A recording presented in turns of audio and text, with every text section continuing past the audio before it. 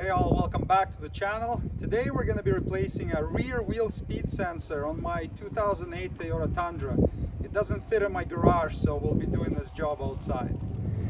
So what happened was I was driving home from my fishing cabin on the highway, and then the dash lit up like a Christmas tree. ABS, 4-low, VSC off, all of that. The check engine light's not related, it's due to a CAT efficiency code. So anyways, I scanned it and found a fault code in it. So what I found was a C1333 left rear speed sensor circuit open.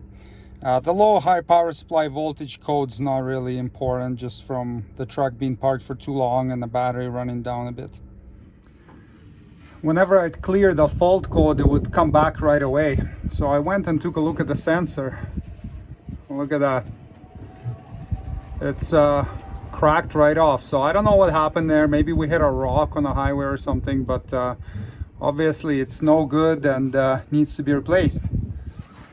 To get it out, we'll need to get the connector off. So I like to just get a little screwdriver under here and oh, look at that. The connector didn't come off, but the whole thing ripped off. Okay, well, we'll get it out of there with a flat blade screwdriver and some pliers or something.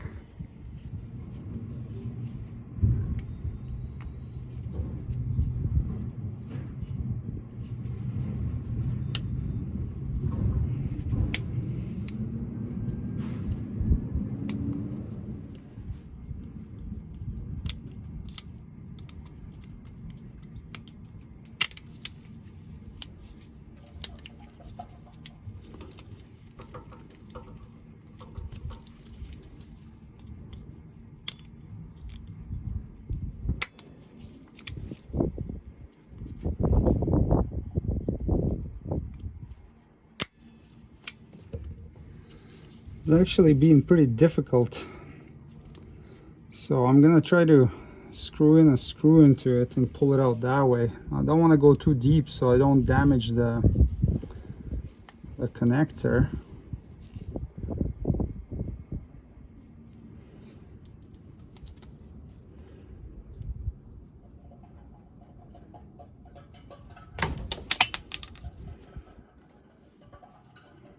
All right, well, it came apart.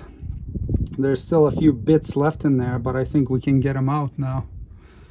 And this is what the piece that broke off that I just pulled out. You can see the remnants of the pins inside there and the green corrosion. That's obviously not a good thing. See if I can get the rest of this broken connector out from inside.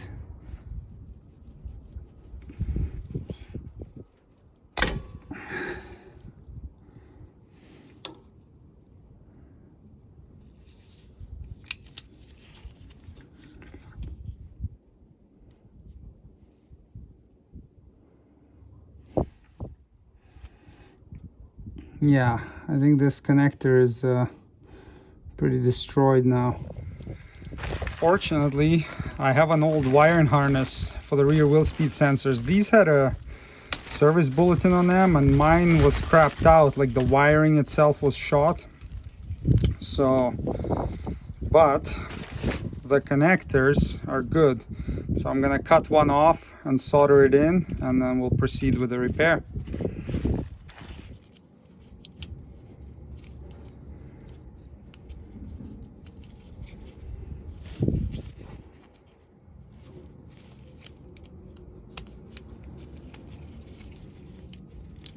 And this protective case comes off, and we can just get the connector out and cut the wiring to it and solder the other piece in that we have.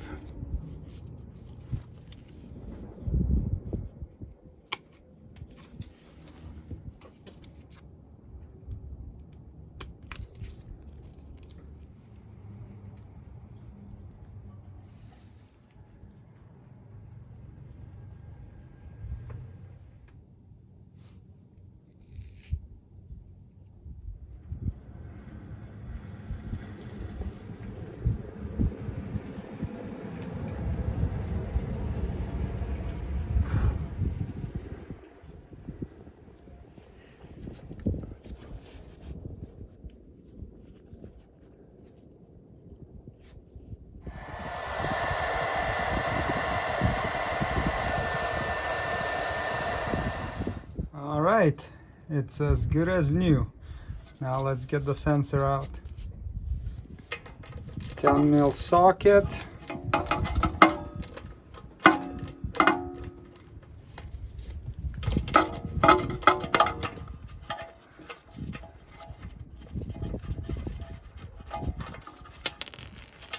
Came out with a stud, but that's fine. Now we're gonna get this old sensor out. If it's a good condition one, sometimes it's pretty difficult to get it out because you don't want to grab it with vice grips or prying it too much to break it. But since this one's already messed up, we can just use some force to get it out.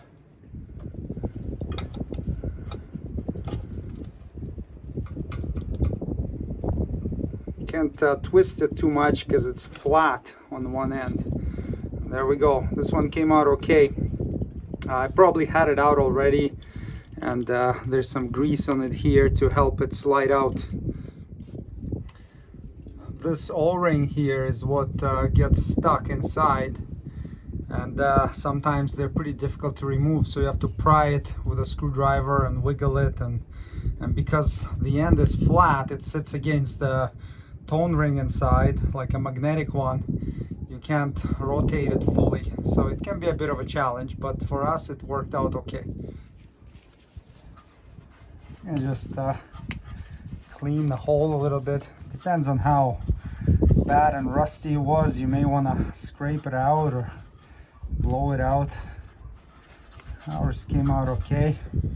Now put some grease on this O-ring so that next time you need to replace this thing, it comes out easy. I'm just gonna use the Toyota rubber grease, but you can probably use silicone grease and whatnot. Just get some on there, and now we can install it.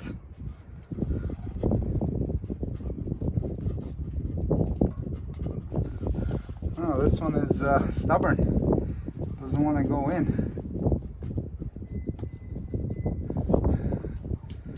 I might need to swap the O-ring from the other one over to this one, we'll see. Seems like the O-ring on the new one sticks out quite a lot. The factory one's a lot, you know, smaller. So I think I'll just clean up the factory O-ring, tidy it up, and swap it over. The one on this aftermarket sensor is really thick.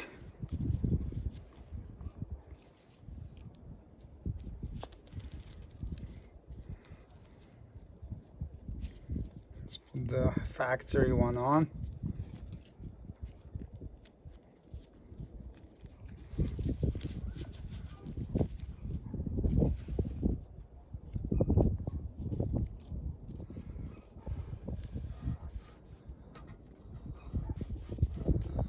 Okay, now it fits in properly. Perfect.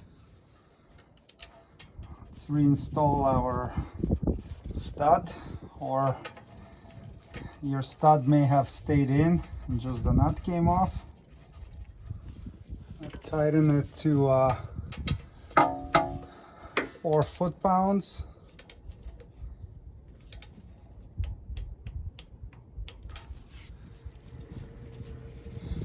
I'm gonna put some dielectric grease on the connector just so that water doesn't get in there and corrode the contacts, and then clip it in until it clicks. Okay, that's good.